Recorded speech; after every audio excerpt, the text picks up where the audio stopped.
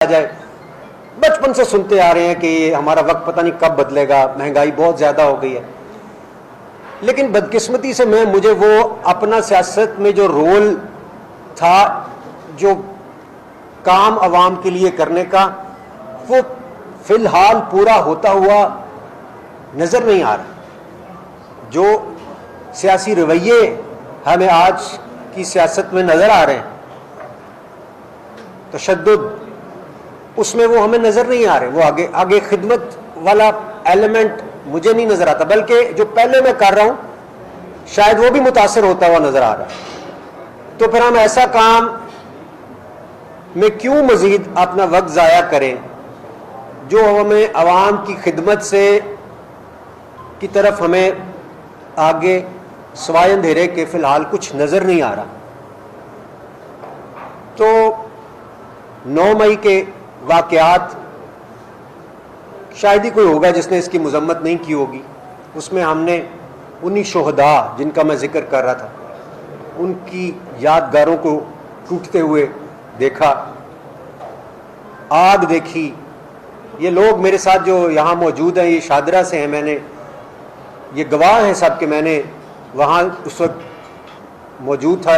جب میں واپس آیا تو رستے میں بہت سارے لوگوں نے ٹائر شائر جلائے ہوئے, رستہ رکا ہوا تھا.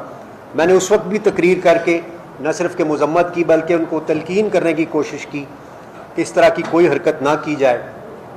مگر پی ٹی آئی کے جو لوگ وہاں پہنچے اور جو توڑ پھوڑ اس کے نتیجے میں وہاں پہ ہوئی, جو آگ لگی اور جہاں جہاں بھی لگی, وہ شہداء کی یادگاریں ہمارا ترہ امتیاز ہیں. اور اس کی شدید تکلیف مجھے بھی ہے, ہم سب کو ہے, اور مجھے نہیں لگتا کہ ہم کہیں پہنچ رہے ہیں. اس طرح کے رویوں کے ساتھ اگر ہم آگے بڑھتے رہے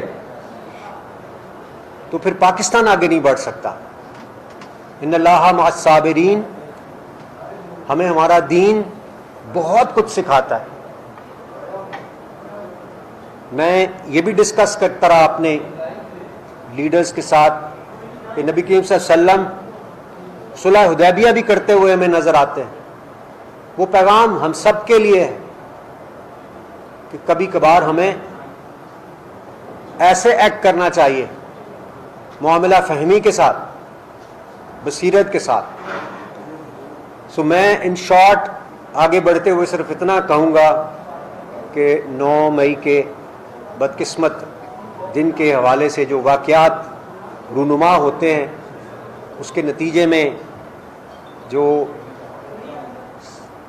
خدشات اور آگے مسائل پیدا ہوتے ہوئے اور جو ایک فیلنگز ہرٹ ہیں, ان کو دیکھتے ہوئے اور اپنا جو بھی سوشل ورک میں کر رہا ہوں اس میں پراپر پرفارم نہ کر سکنے, کیونکہ میں تو پوری دنیا میں جاتا ہوں, فنڈ ریزنگ سہارا میرے پہ ڈیپینڈ کرتا ہے, مجھے اس میں فنڈز درکار ہیں, وہ انڈیپینڈنٹ نہیں ہوا ایسا.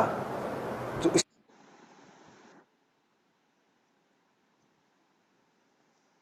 لیے عوام پہ خوشگوار اثرات مرتب کرتے ہیں. اور حکومت یا کہہ لیں کہ سول اور ملٹری ریلیشنز ہے, وہ ماں باپ کی طرح سے ہوتا ہے. عوام اولاد ہوتی ہے, ان کے اچھے تعلقات عوام پہ خوشگوار اثرات مرتب کرتے ہیں.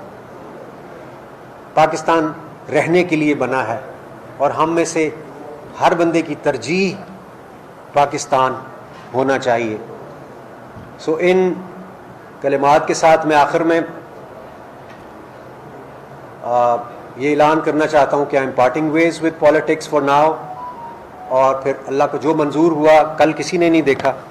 ساتھ ہی ساتھ میں ایک ابھی 15 منٹ پہلے میں نے کچھ لکھا ہے اور وہ میں آپ لوگوں کے ساتھ ترنم میں اگر شیئر کروں تو میرے جذبات کی شاید کسی حد تک عکاسی ممکن ہو.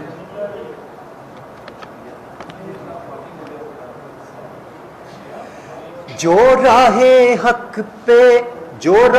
حق میں چلے گئے ان پہ دل واروں جاں واروں, اس دیس کے ان رکھوالوں پہ میں کیا واروں کیا نہ واروں، ہم مثبت سوچ کے حامل ہیں، ہم کو بس اتنا کہنا ہے،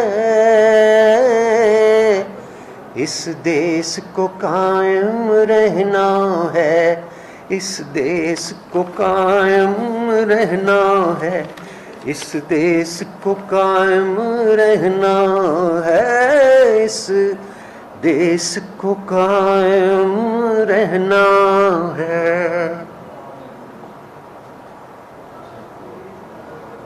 ڈاکٹر صاحب اس موقع پہ آپ